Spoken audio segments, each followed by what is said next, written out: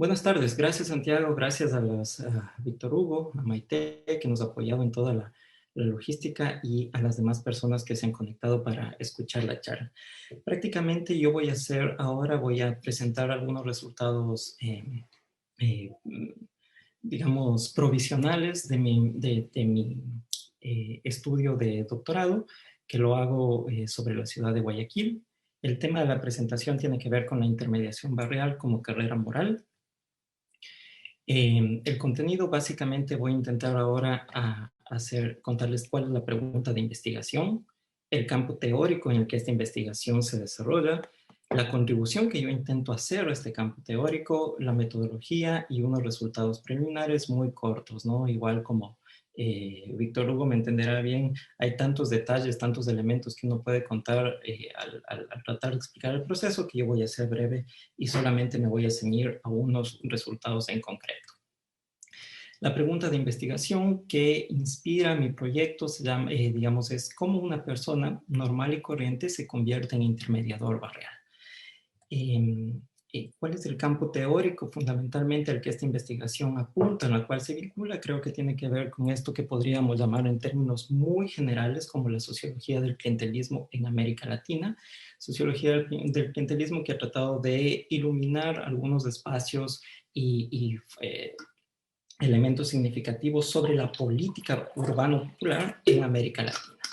Prácticamente ustedes pueden ver ahí cómo yo divido la bibliografía. Yo encuentro que hay 5 corrientes fundamentales: la sociología de la acción racional, donde la figura del intermediador es representado bajo esta lógica del broker o del cabo eleitorado, como lo llaman en el Brasil, y el concepto clave es el actor racional. ¿No? Tenemos también la sociología de la práctica, donde ahí está este gran trabajo de Javier Ollero, donde el intermediador aparece bajo la figura del puntero, del mediador, y el concepto clave acá es el hábitus clientelar. Mi propio trabajo anterior, que trata también sobre Guayaquil, no específicamente sobre los intermediadores, pero en general sobre la organización barrial en el suburbio, recopila también o recoge este concepto en una manera similar a la de Ollero, digamos así, veo como un hábitus. Pero aparte de eso tenemos una que yo lo llamo como sociología de las formas de sociabilidad. Es una sociología similiana, básicamente, que estaría representada por el trabajo de Dennis Merkel, donde el intermediador aparece como el cazador urbano, ¿no? Y esta lógica del cazador a la que Merkel hace referencia.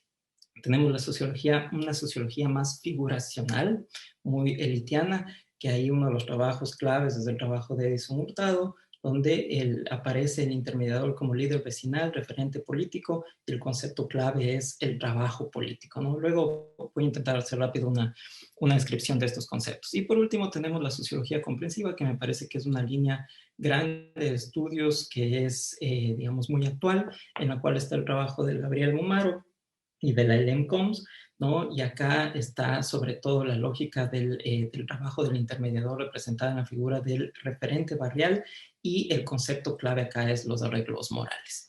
Las similitudes que yo encuentro en esta bibliografía, primero, y eso es un poco, vale la pena, ¿no? Para el auditorio, digamos, o compartir con el auditorio, es que en grandes líneas, las similitudes son que la política en los barrios populares en América Latina está constituida por redes de intermediación, también las llaman clientelares. Dos, estas redes sirven como recursos heurísticos para entender el gobierno del urbano, las formas de dominación y las prácticas de intermediación como parte de repertorios y prácticas colectivas de las organizaciones barriales y afines. Tercera similitud, creo que la práctica política, digamos, esta literatura ya nos dice que la práctica política no se encuentra sujeta al momento electoral, sino que está relacionada a la cotidianidad de la vida social y sobre todo a la resolución de problemas. Un cuarto elemento, ya nos dice también esta bibliografía de distintas maneras que estas redes se tejen como un conjunto de relaciones personalizadas entre actores que poseen, intercambian recursos y bienes, sean materiales o simbólicos, distintos y desiguales. Aquí la bibliografía nos abre el espacio para pensar el rol significativo de los mediadores que tienen en la producción de estas redes de intermediación. Por supuesto, la naturaleza de la relación, el entendimiento sobre esta relación o estas redes de intermediación cambia dependiendo del punto de vista que uno asuma. Si se lo hace, por ejemplo, desde la sociología de la acción racional, ¿no? Uno sabe que ahí está claro que la red de intermediación se teje por intereses racionales que tienden a maximizar los intereses particulares de los actores. Pero si uno lo ve desde la sociología comprensiva, a la cual mi propio proyecto digamos, se adhiere en esta ocasión, va a ver que estas redes son un conjunto de negociaciones y controversias a través de las cuales los intermediadores hacen y deshacen vínculos sociales, ¿no? Hay una capacidad ahí para que en estas redes los intermediadores se conviertan en actores reflexivos. Lo mismo sucede con las interpretaciones que uno puede tener del intermediador, dependiendo el punto de vista teórico que lo asuma.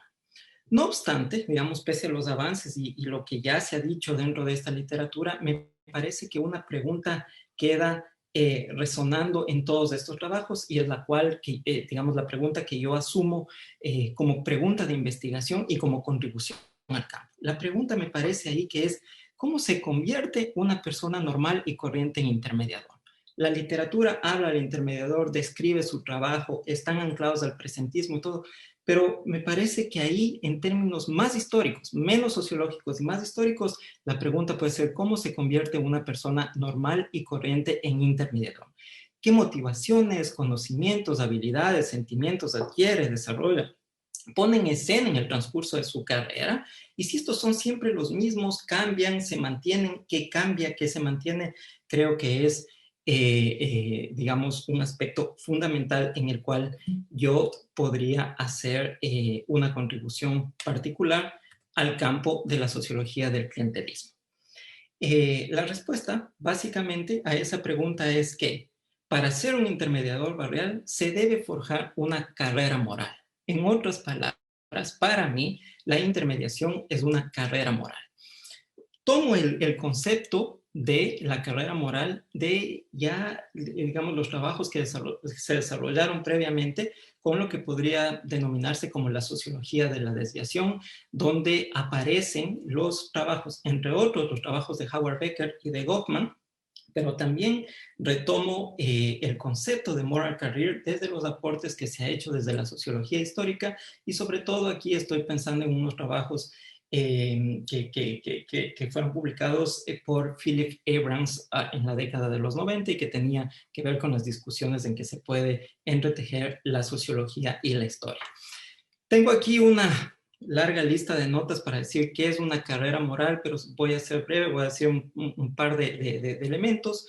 Me parece que aquí, inspirado en los trabajos de Becker y de Goffman, digamos, yo argumento que como cualquier otra forma de hacerse, como cualquier otra forma de convertirse en el mundo social, la mediación interbarrial se puede convertir en una carrera moral. Y una carrera moral, sobre todo, es una forma de entender cómo un individuo crea, se apropia y busca hacer una performance de un rol específico en la sociedad. Pero al mismo tiempo, creo que la ventaja de este concepto es que es una forma de ver cómo el significado de la acción individual está formada y forma, o digamos, forma y está formada por una matriz particular de significados, conceptos y oportunidades de vida, ¿no? Lo que me parece significativo, entre otras cosas, de este concepto de carrera moral es, como dice Goffman, que le permite al investigador, a uno, moverse de atrás hacia adelante, desde lo personal a lo público, entre el self y la sociedad significante, ¿no? En ese sentido, también estoy en los albores de la propuesta misma de Charles Wright Mills, con la idea esto de pensar siempre biografía e historia. Sin embargo, quiero que se queden con esta noción que para mí la carrera moral es un pasaje negociado de ser una persona a un intermediador. Es siempre una posible identidad que nunca termina de ser, que está en permanente redefinición, que está siendo permanentemente construida en un conjunto de relaciones, donde participa, por supuesto, el historiador, sociólogo que está buscando esta información, el mundo social en el que el intermediador participa y, por supuesto, las otras versiones que se generan de él. Voy a dejar algunos aspectos por fuera para seguir avanzando. Luego podemos conversar, si quieren, más sobre el concepto de moral career, pero creo que ahí están algunas nociones básicas o, digamos, también esto me permite ver a mí la socialización y la politización de los mediadores, cómo politizan y socializan en situaciones específicas. Ese creo que sería el aporte fundamental al campo de la sociología del clientelismo, pero el proyecto también dialoga con otros campos, como por ejemplo la historia urbana, donde ahí yo podría decir que a partir de la construcción de la historia de vida de un mediador, yo podría recuperar la noción de proceso urbano en Guayaquil, ¿no? Una noción de proceso que generalmente desde la sociología está sobretrabajada y que a veces al tener una visión mucho más individual, si quieren ustedes, puede alumbrar algunos aspectos que quedan oscurecidos en esa noción tan grande de proceso. Y también creo que el proyecto conversa y dialoga con la antropología del Estado, sobre todo al poner algunas ideas para pensar cómo se construye el Estado en el barrio o cómo se construye el Estado desde un barrio en la ciudad de Guayaquil. La metodología creo que también la dejamos para después, si quieren hacer preguntas más específicas. Básicamente quisiera decir acá que trabajo yo con los relatos de vida, lo que en el idioma inglés se llama life story, no life history, eso es algo que es una discusión propia del campo, pero también hago etnografía. Así que en este proyecto conjugo las dos perspectivas. Y este es un análisis comparativo, está, digamos, con Berthaud, uno podría decir que este está imbuido en un espíritu comparativo de dos casos de estudios en Guayaquil o de dos biografías de vida. Uno, a quien llamaré Lucy y que pertenece al Guasmo, un barrio tradicional de Guayaquil, que digamos que popular y tradicional de Guayaquil, que está en el sur. Dos, el caso de Pedro, en Bastión Popular, otro de los barrios populosos de Guayaquil, en el norte de la ciudad. El periodo de estudio, de todo el estudio, comprende desde 1963, fecha no en la que inicia el movimiento popular urbano en Guayaquil, eso data de años mucho más tarde, casi coincide con la descripción que hacía Víctor Hugo, sino fecha que coincide con el proceso de apropiación de la hacienda de los Guasmos y va hasta el 2017, que es más o menos la época que logré cubrir con el trabajo de campo. Pero este gran proceso lo divido en tres, a su vez. La división, como toda división, es arbitraria, marca fundamentalmente un primer momento de 1963 a 1980, que está, en términos generales, atravesado, uno, por la institucionalización fallida de un Estado desarrollista en el país y con ciertos tintes en la ciudad de Guayaquil, todo el tema de lo que en lenguaje nativo se llama la toma de tierras, pero lo conocemos como las invasiones de tierra, y la consolidación de una primera generación de dirigentes y de líderes barriales, sobre todo sobre todo en el Guasmo y posteriormente en Bastión Popular. Ahí lo que analizo, y eso queda para otra conversación que podamos tener, es básicamente cómo el intermediador aprende su carrera moral y cuáles son los rituales interpersonales en los que estos intermediadores crean los primeros años, digamos, estos intermediadores, me refiero a Lucy y Pedro, crean sus primeros años de carrera. El segundo periodo temporal va de 1981 al 2006. Esto, como ya sabemos, está atravesado por la neoliberalización del Estado y sobre todo por la transformación de la política urbana popular. Y sobre esto voy a presentar los resultados del día de hoy, así que no les voy a decir mucho más. Y el tercer periodo va desde el 2007 al 2017 y ese periodo ya está atravesado por la consolidación de un nuevo tipo de Estado, un tipo de Estado más neodesarrollista, llamémoslo así, y lo que me interesa ver en esta tercera parte no es tanto el decline de las organizaciones, ni tampoco el decline de las carreras morales de los intermediadores que estoy analizando, sino sobre todo el devenir, ¿no? Hacia dónde van, dónde se están articulando sus prácticas, sus fuerzas, sus barrios, dónde está tomando la fuerza o digamos dónde se están configurando esto que Víctor Hugo preguntaba o decía como estos sujetos sociales. No voy a hablar de los datos y cómo recogí los datos, ahí pueden ver rápidamente, o el análisis que hago de los mismos. Eso, como les decía, podemos conversar posteriormente. Me voy a centrar en este segundo periodo. El segundo periodo es un periodo de consolidación de los liderazgos o de las carreras morales, tanto de Lucy como de Pedro. Este periodo abarca desde 1981 al 2006. Aquí voy a analizar prácticamente qué significa para ellos, en su experiencia, cómo crearon una experiencia de asumir el rol, de asumir sus carreras morales, y también quedan algunos elementos para pensar cómo se constituyó una segunda generación de intermediadores barriales en ambos barrios, ¿no? Esto, como les decía, en el marco del neoliberalismo.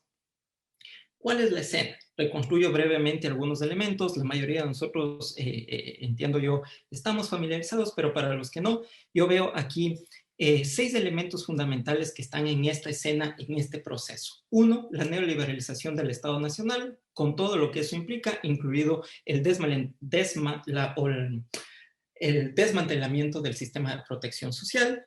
Dos, un elemento fuerte de este periodo es la entrada de la cooperación internacional, ¿no? Sobre todo las ONGs y su trabajo en este tipo de barrios en el Guasmo es muy fuerte. Ahí está Plan Internacional, hay toda una historia, yo analizo eso. No voy a avanzar a hablar de todos los detalles de eso, pero les dejo mencionados ahí.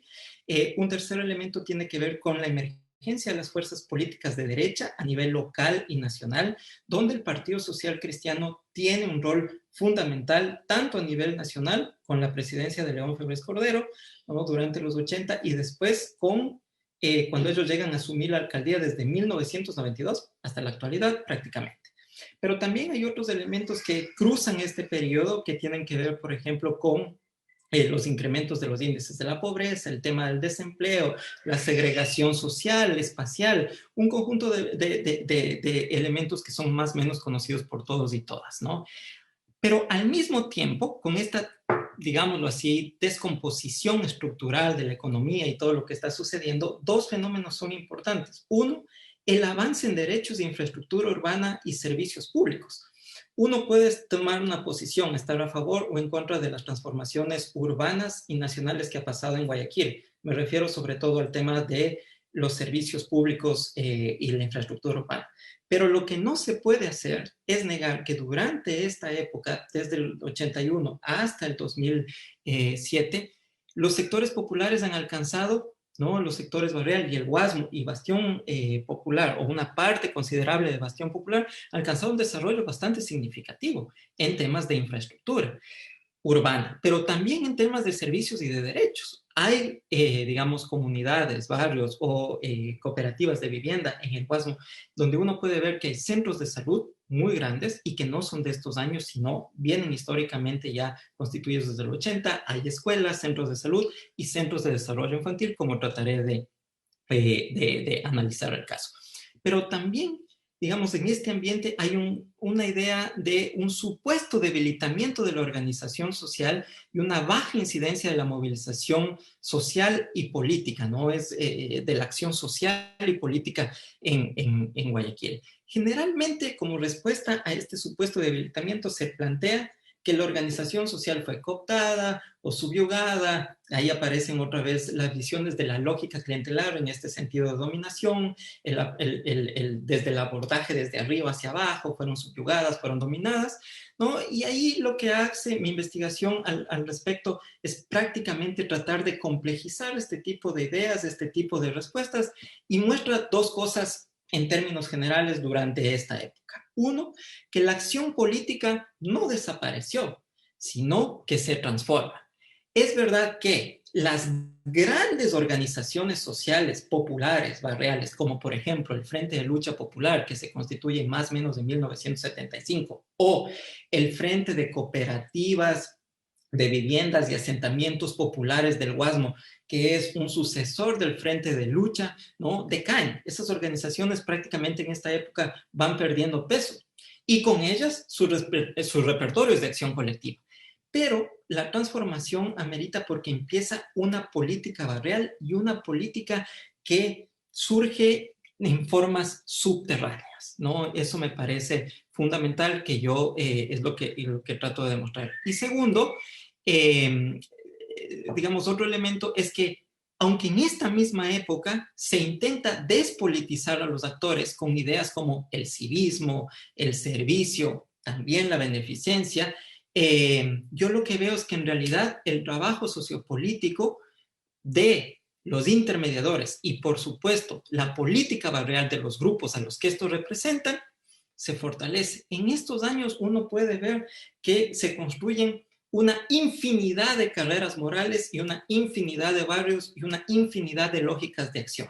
Entonces, tal idea de que la política y la acción social desaparecen queda un poco en entredicho. Permítame. Entonces, ¿qué es lo que veo en estos momentos? Perdón, me fui acá. Yo encuentro que digamos, en las vidas de Lucy y de Pedro, en el momento de consolidación de sus carreras, esta se define por algo que ellos llaman como crear la necesidad. ¿No? Es una lógica de acción similar que encuentro en estas dos carreras y en estos dos barrios. ¿Qué es esto de crear la necesidad? Fundamentalmente, crear la necesidad parte de la idea de que las necesidades como tal es un principio, y esto me parece bastante significativo. Como principio, ellos dicen, las necesidades como tal no existen en sí mismas, no están ahí. Hay que aprender a darles forma y presentar las necesidades como bienes comunes, primero, en el barrio. Segundo, hay que aprender a hacer visibles estos bienes comunes cuando se los transforma en asuntos de interés público, es decir, asuntos de interés común de los miembros de la ciudad y del Estado. En otros, digamos, en términos sencillos o como un ejemplo, la necesidad de la educación per se no está ahí. Hay que darle forma, hay que visibilizarla, hay que convertirla en un bien público. Y eso me parece un elemento fundamental porque eso nos hace pensar que la acción del intermediador no está solamente ligada a la resolución de problemas como se ve mucho en la bibliografía, sino que hay un trabajo de creación de necesidades y de visibilización de las mismas, para lo cual se necesita desarrollar, adquirir un conjunto de técnicas dramatúrgicas, Goffman, y al mismo tiempo saber hacer e instaurar un conjunto de acuerdos morales, von Maro y la sociología más comprensiva, para transformar las necesidades en bienes públicos. Esto, entre otras cosas, implica dar forma, apropiarse, conectar y ejercer el poder de la comunidad, del barrio y el poder del Estado.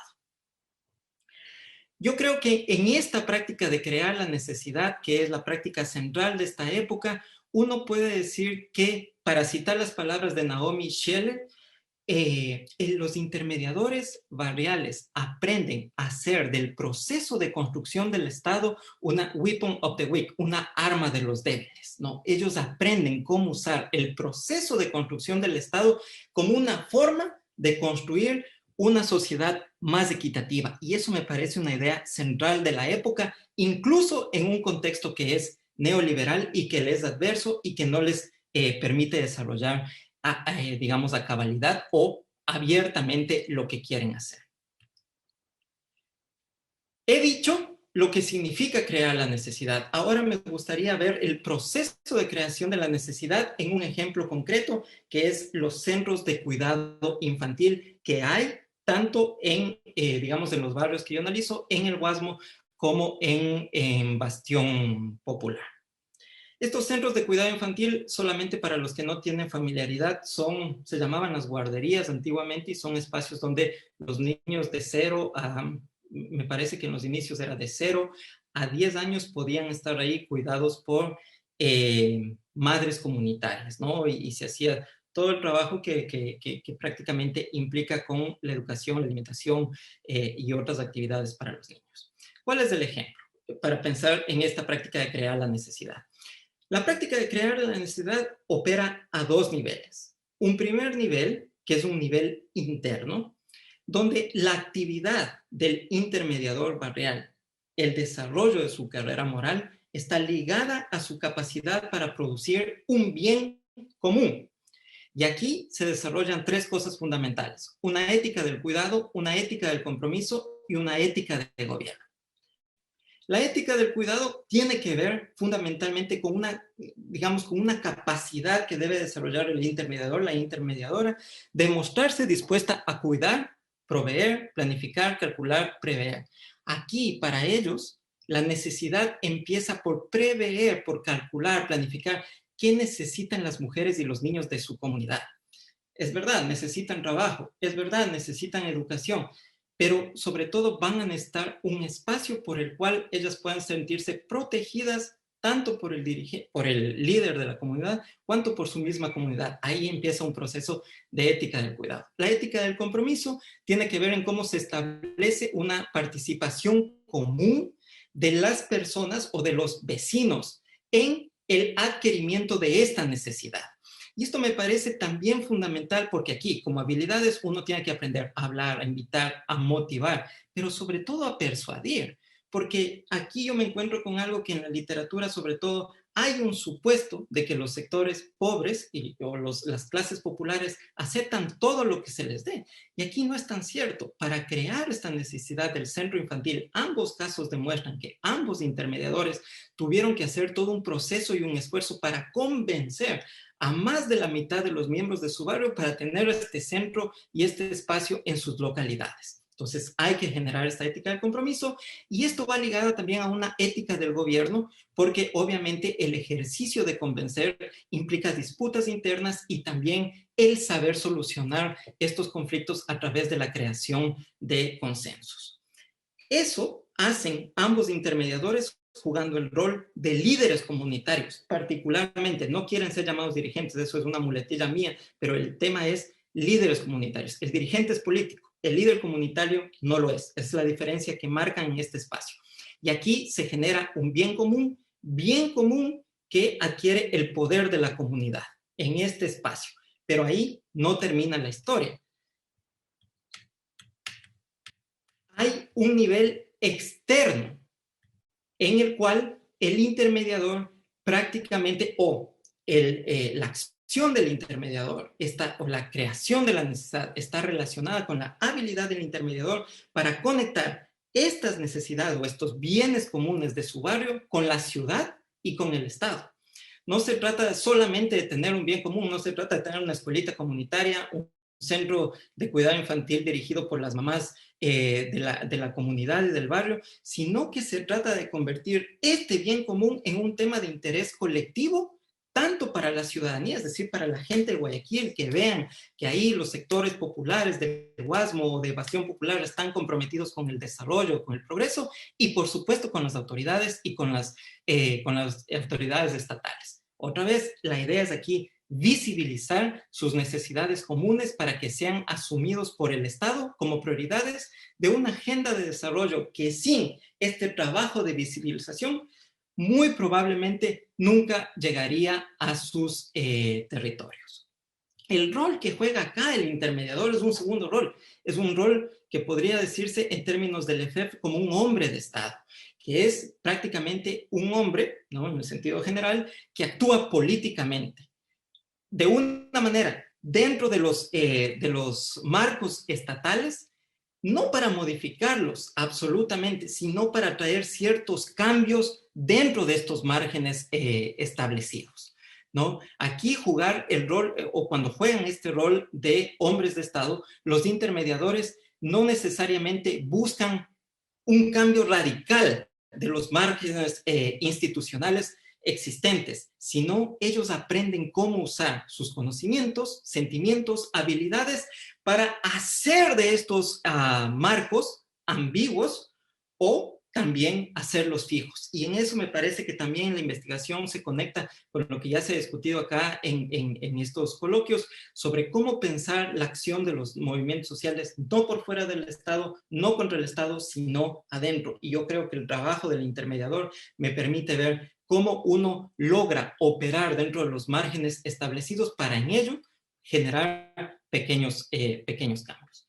En ese trabajo, El intermediador aprende tres cosas fundamentales que las voy a anunciar brevemente. Aprende a representar, aprende a forjar acuerdos morales y aprende a usar sus conocimientos parciales, ¿no? Sobre sus conocimientos parciales y situados sobre el Estado, las burocracias, los procesos, los técnicos. Aprende a ser, como diría Simmel, un tertius gaudens, ¿no? Una tercera parte que conecta otras partes dentro de las burocracias, conecta otros autores y sabe lidiar ahí. Voy a dejar los elementos porque, para no alargarme mucho en la presentación, pero lo que quiero decirles aquí es que lo que sucede, y esto es un segundo hallazgo fuerte que creo que está en la investigación, es que cuando un bien común pasa este proceso que acabo de describir, se convierte en un bien público, este bien público acá ya no tiene el poder de la comunidad, sino lo que incorpora tras de sí es el poder del Estado. Y entre los dos, en la interacción de estos dos, este bien se convierte en un bien sagrado de las comunidades. Y esto me parece fundamental porque también las investigaciones generalmente logran ver qué se intercambia en las comunidades. Un programa de alimentación, entonces les dan leche, les dan alimentos. Sí, hay ese tipo de intercambios también en las comunidades donde yo investigo, intercambios y bienes. Hay en las comunidades donde yo investigo. Pero también hay otro tipo de bienes que manejan otras dinámicas de intercambio como estos, un centro de desarrollo infantil, una escuela, un centro de salud. Y esos no están sujetos a una dinámica electoral, no están sujetos a un momento específico y casi no están sujetos a las dinámicas de un gobierno específico, sino que ya son bienes sagrados que están puestos en la comunidad. Y esta idea del bien sagrado fundamentalmente la tomo de los debates de la antropología, una antropología marxista que es abierta por una autora Weiner y después por Godelier, donde fundamentalmente nos llaman a pensar la característica de los bienes como bienes sagrados y cuál es el secreto, el enigma que estos bienes llevan adentro. Para mí, como bien sagrado, estos bienes esconden el poder del Estado. Lo que nos está diciendo es que las carreras morales de los intermediadores se tejen como una forma de darle forma, de apropiarse y de construir este tipo de bienes sagrados, que aquí viene una idea clave, que no digamos, no pueden ser monopolizados por ellos porque son propiedad de la comunidad y sobre todo del Estado, pero tampoco son entregados libremente. Lo que se entrega de estos bienes es solamente el derecho a hacer uso de ellos. Y por eso los intermediadores tienen la posibilidad de entregar estos derechos, este derecho de usar uso de ellos o de sus efectos benéficos y pueden tejer un hilo a través de sus carreras, ¿no? ¿No? Eso me parece también fundamental. Pero lo que dice esto, en el fondo, un poco desordenado como estoy ahora, pero lo que quiere decir esto en el fondo también es que en el trabajo de intermediación uno puede ver que lo significativo, lo fundamental, es esta forma de darle forma, de apropiarse al poder del Estado. Un Estado que no existe como una entidad que está por fuera y sobre la comunidad, que no tiene un lugar específico, sino el que la acción de la intermediación crea en la producción de la comunidad y del Estado a través de estos bienes colectivos, ¿no?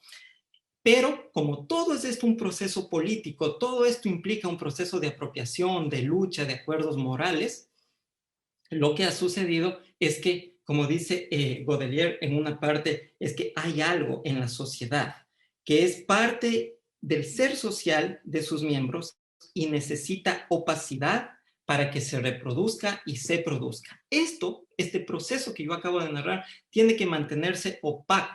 Y para ello, digamos, tanto intermediadores cuanto sus grupos y barrios han definido dos formas de presentar lo que hacen o de decir con otras palabras lo que es el hacer política. Y aquí aparecen dos frases que son para Lucy, la pasión por servir, y para Pedro, el liderazgo social.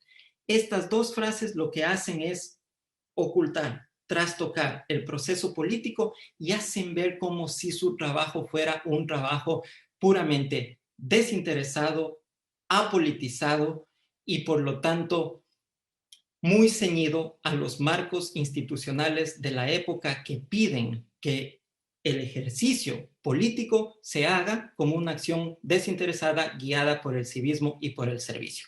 Solo para cerrar, quiero decir, y esto una crítica también a mi anterior trabajo que yo construía en el suburbio, tanto la pasión por servir cuanto el liderazgo social no son formas de tragarse o imbuirse dentro de la ideología dominante.